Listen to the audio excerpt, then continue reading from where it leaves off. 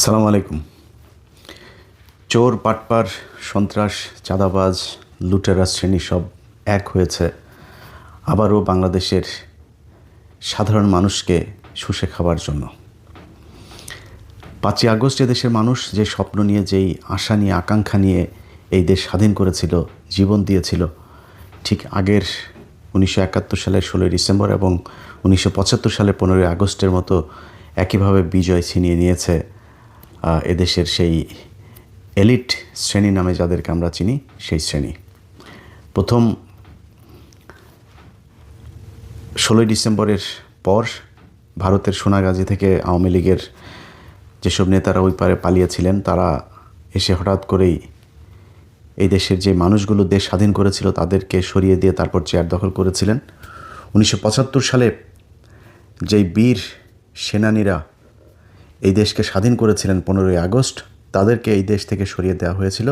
এরপরে নানান চড়াই উতরাই পার হয়ে তারপর জিয়াউর রহমান ক্ষমতায় গেলেও তাকেও খুব বেশি দিন থাকতে দেওয়া হয়নি। তারপর থেকেই চলছে এই দেশের সাধারণ মানুষের উপরে, এটা কি বলবো, এটা নির্মম একটা পরিহাস এই দেশের, এই জাতির ভাগ্যে। আজকে আমাদের চোখের সামনে সব কিছু হয়, আপনি কিছু বলতে পারবেন না। আপনি যদি বলেন তাহলে আপনি একা হয়ে যাবেন। যাই হোক, যেটাই হোক, আপনাকে এই শ্রেণীর সাথে যারা এই ক্ষমতার কেন্দ্রে আছে তাদেরকে বৃত্তাকার করে তারপর সেখানে ঘূর্ণায়মান হতে হবে। আপনাকে এর বিরুদ্ধে যাবেন, আপনাকে ছুঁড়ে ফেলা হবে। গেল 1.5 বছরে সবশেষ যদি আপনাদেরকে বলি, পিলখানা হত্যাকাণ্ডের একটা বিশাল ঘটনা তো এই দেশে ঘটেছে, তাই না? এবং সেটা নিয়ে একটা কমিশন গঠন করা উচিত ছিল। সে কমিশন গঠন করতে চায় নাই। আমরা ব্যাপক চাপ দিয়ে অনেক কথাবার্তা বলে টলে তারপরে, এখন হলে সেটাও করতো না। তখন তো তাও কিছুটা চাপ ফিল করতো, এখন এটাও করে না। এখন হলে করতোই না, যা বলে বলুক, এটা বলতে দেওয়ারে। তখন করেছিল। করার পরে দেখেন, এই যে সময় চেঞ্জ হলো, কমিশন একটা রিপোর্ট দিয়েছে। সেই রিপোর্ট তারা প্রকাশও করে না, সেই রিপোর্ট অনুযায়ী কোনো ব্যবস্থাও নিচ্ছে না। তো কমিশনরে আপনার এটা করতে দেওয়ার দরকার ছিল কি? করে লাভটা হলো কি? এই দেশের আলেম সমাজ যাদেরকে এখনও পর্যন্ত জেলখানায় রাখা হয়েছে, তাদের নতুন করে আবার ফের জেলে নেওয়ার জন্য, এবং যারা আছে জেলে তাদেরকে এখনও আবার আটকে রাখার জন্য নতুন করে সন্ত্রাস বিরোধী আইনের সেই মামলাগুলোকে জীবিত করা হচ্ছে। কেরানীগঞ্জে প্রথম আলো, অ্যান্টি টেরোরিজম ইউনিট পুলিশের এবং সিটিটিসি এরা মিলে ডিজিএফআইয়ের একটা চক্র কেরানীগঞ্জে, তাদের পূর্বের এক অভিনেতা আছে আলামিন নামে এক ব্যক্তি, তিনি এই বিভিন্ন মাদ্রাসা খুলতো। সে মাদ্রাসা খুলে নিজের মতো করে সেখানে কিছু ওই পোটলা পাটলি, বোমা টোমা, হাবিজাবি বানানোর যে জিনিসপত্র আছে, এই ধরনের জিনিস নিয়ে রাখতো। নিয়ে রেখে তারপরে একটা বোমা মারার, হঠাৎ করে ছোটোখাটো একটা বিস্ফোরণ ঘটাইতো। এই মাদ্রাসার ভিতরে বিশাল বিস্ফোরণ ঘটেছে। তো সেই ব্যক্তিকে দিয়েই, সে ব্যক্তি 2017 সালে একবার মাদ্রাসায় এই কাজ করেছে, 2022 সালে একবার করেছে। তাকে আওয়ামী লীগ কখনো জেলে বেশি দিন রাখেন নাই। বর্তমান সরকারের সময় সে জেলের বাইরেই ছিল। তাকে হঠাৎ করে তাকে দিয়ে নতুন করে আরেকটা সেই একই ধরনের অভিনয় করানো হলো কেরানীগঞ্জে। সেই ব্যক্তি আলেমও না, কোনো ইসলামিক দলেরও কোনো কিছু না। তাকে দিয়ে এটা ঘটানোর পরে প্রথম আলো বিশাল করে 5-6টা নিউজ একটার পর একটা এই নিয়ে ডিসেম্বরের 26 তারিখের ঘটনা করে আবার ফের বুঝাইতে চাচ্ছেন। সে পত্রিকার খবর হয়তো আমি কি বলছি আপনারা বুঝতে পারছেন, হয়তো অনেকে দেখেন নাই। আপনারা না দেখলেও এগুলো কিন্তু দূতাবাসে পাঠানো হয়েছে। ডেইলি স্টার, আবার প্রথম আলো এটা তো আবার ইংলিশে করে, ডেইলি স্টার হুবহু ওই নিউজই করে, ওইটা পাঠানো হয়েছে দূতাবাসে। দূতাবাস দেখছে 25 তারিখে তারেক রহমান দেশে ঢুকলো, আর 26 তারিখে আবার ফের শুরু হয়ে গেল। এই যে আপনাদেরকে যত তেলবাজি করছে না প্রথম আলো, ডেইলি স্টার, আপনারা এদের চেহারা খুব ভালো করে জানেন, কিন্তু ভুলে গিয়েছেন। কারণ কি? ওই সেই লুটেরা, চাঁদাবাজ, ধান্দাবাজ, টেন্ডারবাজ সব এক হয়েছে। আবার ফের লুটে পুটে খাওয়ার এক নতুন বন্দোবস্ত শুরু হয়েছে। এটার বিরুদ্ধে কথা বলবেন, আপনি কোনো জায়গায় পাত্তা পাবেন না। আপনাকে সব জায়গা থেকে বন্ধ করে দেওয়া হবে, সব জায়গা থেকে আপনার গলা চেপে ধরা হবে। আপনি যেন মানুষের জন্য, এই দেশের কোনো রাজনীতিবিদ, কোনো কেউ যারা ক্ষমতায় ছিল, কেউ কোনো দিন আপনাদের জন্য, এই দেশের মানুষের জন্য কিছু করে নাই। এই যে আমাদের দেশে বন্যা হয় না, এই বন্যাটাও রাজনীতিবিদদের জন্য আশীর্বাদ। বন্যায় আপনার সব কিছু হারায় যায়, কিন্তু আপনার এলাকার চেয়ারম্যানের ঘরে আগের চাইতে আরও বেশি সম্পদের পাহাড় হয়। আপনার এলাকার যে ইউএনও আছে, আপনার এলাকার যে ডিসি আছে, সবার ঘরে ঘরে টাকা। সবচাইতে বেশি লাভবান হয় দুর্যোগ ত্রাণ মন্ত্রণালয় আছে না, এদের পুরো পরিবার দোয়া করতে থাকে পুরো সারা বছর, কখন বন্যা আসবে, বর্ষা আসবে, জলোচ্ছ্বাস হবে, ঘূর্ণিঝড় হবে। এদের ঈদ লেগে যায়। আপনার চিকিৎসার জন্য আপনাকে সরকারি হাসপাতালের ওই বেডের নিচে যে জায়গা আছে, ওইখানে স্বেচ্ছেতে জায়গায় প্রস্রাব পায়খানার মধ্যে আপনারে ফেলে রাখা হয়েছে। আপনার ট্রিটমেন্ট হইল না হইলে এটা নিয়ে কেউ চিন্তা করে নাই, কারণ তাদের পাতলা পায়খানা হইলেও সোজা সিঙ্গাপুরে যাওয়ার ব্যবস্থা করা আছে। এটাই আমার সেই দেশ। সেখান থেকে মনে হয়েছিল যে আমরা বোধহয় বের হয়ে একটা সুন্দর একটা জায়গায় যাব। কেউই চেষ্টা করে নাই। এই যে 2 দিন পর পর ভূমিকম্প হয় না, আল্লাহ না করুক, এটা আপনাদের জন্য একটা বিশাল সংকেত। এই সংকেত দিয়ে বোঝানো হচ্ছে যে 2200 মানুষকে আপনাদের চোখের সামনে মারা হয়েছে। সেই রক্তের সাথে আপনারা বেইমানি করেছেন নিজেদের চেয়ারগুলো পেয়ে। তারপর খুব সুখে আছেন মনে করেন, এত সুখ মনে করার কিছু নাই। ওই যে আগারগাঁয়ে, ওই যে গাজীপুরে বৃদ্ধাশ্রমগুলো আছে না, যায় দেখেন, কোনো রিক্সাওয়ালার মা ওই জায়গায় নাই। আপনাদের মতো চেয়ারে বসে থাকা মানুষকে তার শরীরের ক্যান্সারের এই যে একটা কেমোথেরাপি দিতে গেলে এই সরকারি হাসপাতালে মহাখালীতে যায় দেখেন, নিজের চোখে দেখেছি। হাসপাতাল নিয়ে অনেক নিউজ আছে আমার, যে দেখেন কিভাবে বসিয়ে রাখা হয়েছে তাদেরকে। টাকা দিতে হয়, না দিলে কেমন সিরিয়াল পাওয়া যায় না। ঢাকা মেডিকেলে একটা ছোট্ট একটা বেডের জন্য কত কান্নাকাটি, এর তদবির ওর তদবির, নানা তদবির ছাড়া কেউ এখানে যা থাকতে পারবেন না। ট্রিটমেন্ট নাই। এই যে মানুষগুলির ওইখানে এই কষ্ট দেন না, কষ্ট দেওয়া নিজের সিঙ্গাপুরে ট্রিটমেন্ট নেন, এই জন্য আপনাদের বাবা মাদেরকে যা এই বৃদ্ধাশ্রমে থাকতে হয়। যান, আমি ইন্টারভিউ নিতে গিয়েছি, আমি প্রতি বছর মা দিবস, বাবা দিবস এগুলোতে দেখতে যাইতাম। কোথায় গুলশানে বাড়ি, কোথায় অমুক বিশ্ববিদ্যালয়ের বিশাল বড় এক প্রফেসর, অমুক সেনাবাহিনীর ব্রিগেডিয়ার একজন, পুলিশের অমুক ডিআইজি, হ্যাঁ, এদের মারা, এদের বাপারা ওইখানে থাকে। এটাই মানুষের অভিশাপ। আমরা এই দুনিয়ায় কেউই একদম 100% ফেরেশতা হয়ে আসি নাই। আমাদের সবার ছোট বড় পাপ সাপ আছে, কিন্তু মিনিমাম এই মানুষগুলো করার জন্য ভাই এত টাকার তো দরকার নেই। টাকা খাইতে পারতেন তো, আপনার তো টাকা খাওয়ার সেই ব্যবস্থা আছে, আপনি খাইতে পারতেন, সমস্যা কি? এইভাবে লুটপাট করতে হবে? কি দেখেন নাই শেখ হাসিনার যে পতন দেখেন নাই? এই পতনের পরে আপনি কোন আশায় আবার ফের নতুন করে এগুলো শুরু করেছেন আপনারা? কি মনে করেন এগুলোর বিচার হবে না? এগুলো এমনি পার পেয়ে যাবেন? কিছু কিছু ডিসি, পুলিশ, এসপি, এদের ভাবসাব দেখলে মনে হয় যেন 5 আগস্ট এরা নিজের চোখে দেখে নাই। আজকে এই যে জোর জুলুম করে বিভিন্ন জায়গায়, আমি কোনো দলের ব্যাপারে বলছি না, এক দলের ঋণ খেলাপি তার প্রমাণ আছে, তারে মনোনয়ন বৈধ। একজনের ছোট একটা নামের বানান ভুল, বাদ, ওইটা ওনাদের যেমনে মনে চায় তেমনে করছেন। 5 আগস্ট দেখেন নাই? ওই যে সিরাজগঞ্জের ওইখানে এক থানার ভিতরে কয়টা পড়েছিল দেখেন নাই? এগুলো তো আপনাদের চোখের সামনেই ঘটেছে। সো আপনারা যদি মনে করেন যে সামনে যারা ক্ষমতায় আসবেন তারা আরেক শেখ হাসিনা হয়ে যাবেন, বাংলাদেশের মানুষ এটা খুব সহজভাবে মেনে নেবেন, এবং মানুষ এখন মানবেও না। এত ক্ষমতাশালী না, মানে হাসিনার পিছনে সারা পৃথিবী ছিল, এটা সত্যি কথা। এই যে মানুষ, এই যে আলেমদেরকে মারতো না, মেরে মেরে মেরে মেরে তারপরে এই দেশটাকে বানানো হয়েছে একটা জঙ্গি রাষ্ট্র। এই জঙ্গি রাষ্ট্রকে বাঁচাইতে হলে কি করতে হবে? শেখ হাসিনাকেই রাখতে হবে। যদি না রাখো তাহলে তোমরা কিন্তু ওই দেশ কিন্তু জঙ্গি ধরে নিয়ে যাবে, এরকম এক চিত্র তুলে ধরা হয়েছিল। পাশের শক্তিশালী দেশ ভারত সর্বোচ্চ সাপোর্ট দিয়েছে তাদেরকে। আপনারা কোন দল, বিএনপি বা জামাত, যে আসেন আপনাদেরকে দিবে? করেন নাই, ঠিক করেন নাই। নিজেরা ঠিক হবেন এরকম কোনো আলামত নিজের চোখে দেখছি না। সব জায়গাতে একই অবস্থা। যা মনে চায়, যার যেভাবে মনে চায়। এই কয়দিনে কিছু জিনিস দেখলাম, শিক্ষা হইল যে যাদের ক্ষমতা আছে, ধরেন পুলিশের একজন অমুক বিশাল বড় এক অফিসার, ওনারা নিয়ে কিছু করতে যাবেন, আপনারা ফোন দিবে সেনাবাহিনীর আরেক অফিসার, সেনাবাহিনীর ওনারা নিয়ে করতে যাবেন, দিবে বিশাল বড় এক ব্যবসায়ী। সব একই চক্র। শুনবেন না ওই সেনাবাহিনীরটা, শুনবেন না পুলিশের বিরুদ্ধে বলতে গিয়ে পুলিশেরটা ব্যবসায়ীর বিরুদ্ধে শুনবেন না, ওই ব্যবসায়ী খাবে আপনার কাছে, পুলিশেরটা শুনবেন না, তাহলে সেনাবাহিনী মানে আপনাকে এই চক্রের ভিতরেই থাকতে হবে। এই চক্র থেকে বের হবেন, আপনার জীবন শেষ।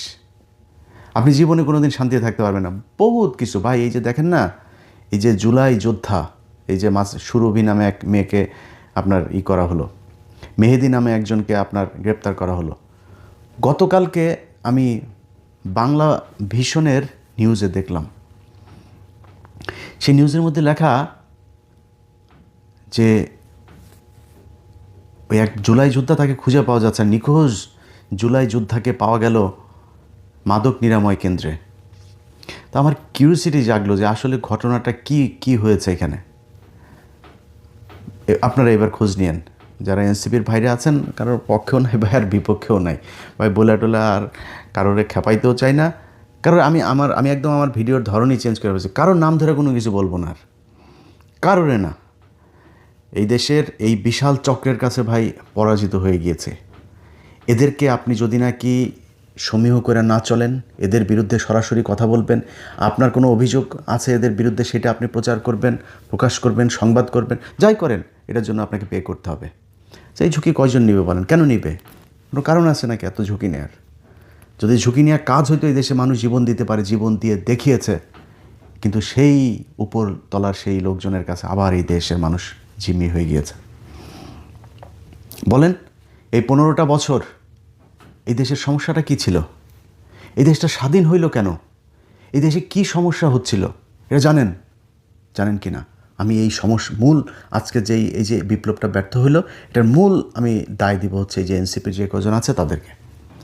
এনসিপির আজকে একজন নেতা, সে আজকে বলেছে আমার বিরুদ্ধে সে ব্যবস্থা নেওয়া চায়। তো উনি আমার বিরুদ্ধে এই ভালো হয়ে গেছে, তো এই জন্য বাজেভাবে বললাম না। উনি আমার বিরুদ্ধে কি ব্যবস্থা নিতে চায় এটা উনি ভালো করে বলতে পারবেন। তবে ওনাদের বিরুদ্ধে কি ব্যবস্থা সামনে হয়, এটার জন্য আমার মনে হয় আমার উপরে ভরসা করা লাগবে না, মানে আমার কিছু করা লাগবে না। এমনি আপনারা দেখবেন অনেক ব্যবস্থা আপনাদের বিরুদ্ধে নেওয়া হচ্ছে। মাত্র তো মানে ওই কি বলে হলফনামা আর হচ্ছে আয়কর রিটার্নের মধ্যে জালিয়াতি, টাকা পয়সা তো আরও আছে, ওগুলির ব্যাপার আসবে না সামনে। পাগলের মতো ঘুরতে থাকবেন, এই চরকার মতো ঘুরবেন পাগল হয়ে। তারা এখন আমারে এটার ব্যবস্থা চেয়েছে। এটা আমারের বিরুদ্ধে ব্যবস্থা না চায়া মনে করেন আমি সরকারের সমালোচনা করেছি, বা ধরেন প্রথম আলো ডেইলি স্টারের ঘটনায় উস্কানি দেওয়ার কারণে নাকি আমার বাংলা এডিশন বন্ধ করা হয়েছে, ফেসবুক ডাউন করা হয়েছে, ইউটিউব ডাউন করা হয়েছে। বুঝলাম আপনি ডাউন করলেন, যদি এটা সত্যি হয়। তো শেখ হাসিনার এই যে বাংলাদেশ আওয়ামী লীগ, বাংলাদেশ ছাত্রলীগ, সব কটা পেজ, ওদের নেতা যারা আছে, যে আরাফাত সহ ওবায়দুল কাদের, সবার পেজ বাংলাদেশ থেকে দেখা যায়। সার্চ দেন, দেখা যায় কি না? সেখানে কি বলে? পুরো বাংলাদেশকে তারা করে দিতে বলে না, টার্গেট করে কাদের নাম বলে না, কি করতে হবে এগুলি বলে না। আমি এমনি ফেসবুক ইউটিউবে বহুত আছে, যে কারণে কথাবার্তা একটু সেন্সর করে বলছি আর কি। কি বলে না শেখ হাসিনা, শোনেন না আপনারা কি করতে বলে, ধরে কি করতে বলে শোনেন তো। তো তাদের পেজ আর ইউটিউব চ্যানেল কেন বন্ধ হয় না? সমস্যাটা হচ্ছে আপনি ওইসব নিয়ে যা মন চায় বলেন, রাষ্ট্র নিয়ে যা মনে চায় বলেন, আপনি ব্যক্তি যে দুর্নীতি করছে তার নিয়ে আপনি কিছু বলতে পারবেন না। এখন হাসিনার কথা তো কেউ শুনবে না, হাসিনার কথার বাংলাদেশে কোনো ইয়েও হয় না, কার্যকারিতাও নাই, ওইটারে নিয়ে কোনো পাত্তাও দেয় না, ওইটারে নিয়ে কিছু না করলেও সমস্যা নেই। কারণ আমরা যেটা বলি এটার তো মানে আবার মানুষের কাছে তো মূল্যায়ন আছে, মানুষ তো সেটা শোনে, মানুষ সেটার উপরে পদক্ষেপ চায়। এখন আমরা বললে সমস্যা, যে কারণে আমাদের কথা শোনা যাবে না। তো যেই এনসিপির যেই নেতারা আজকে আমাদের ব্যাপারে কথা বলছেন, আপনাদেরকে অনেক সময় দেওয়া হয়েছে ভাই। আপনাদের প্রতি আমি যে পরিমাণে ধৈর্য দেখিয়েছি, এত ধৈর্য কারোরে দেখায়নি।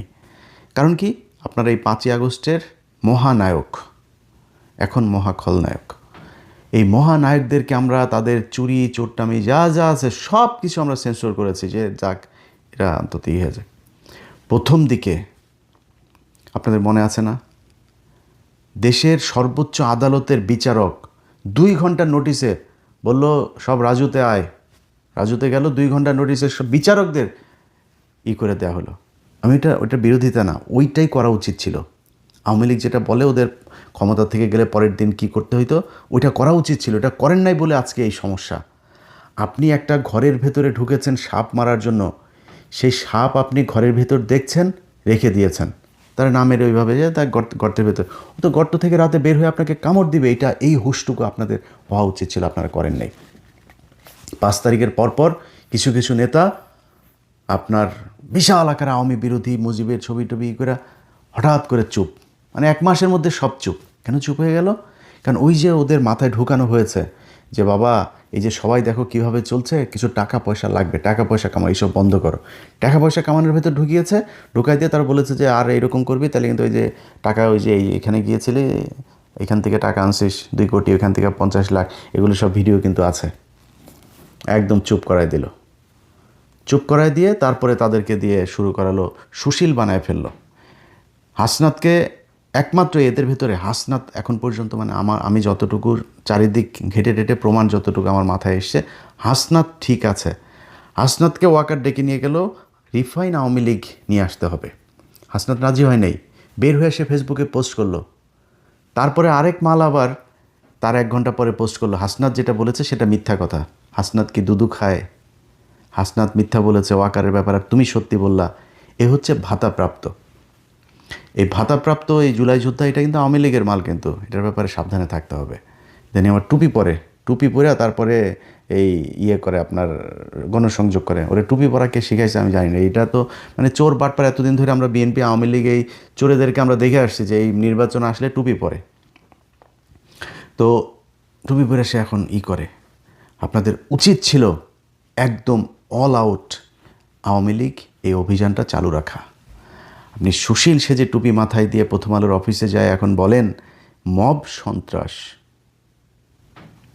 কি ভয়ঙ্কর জিনিস চিন্তা করেন, মব।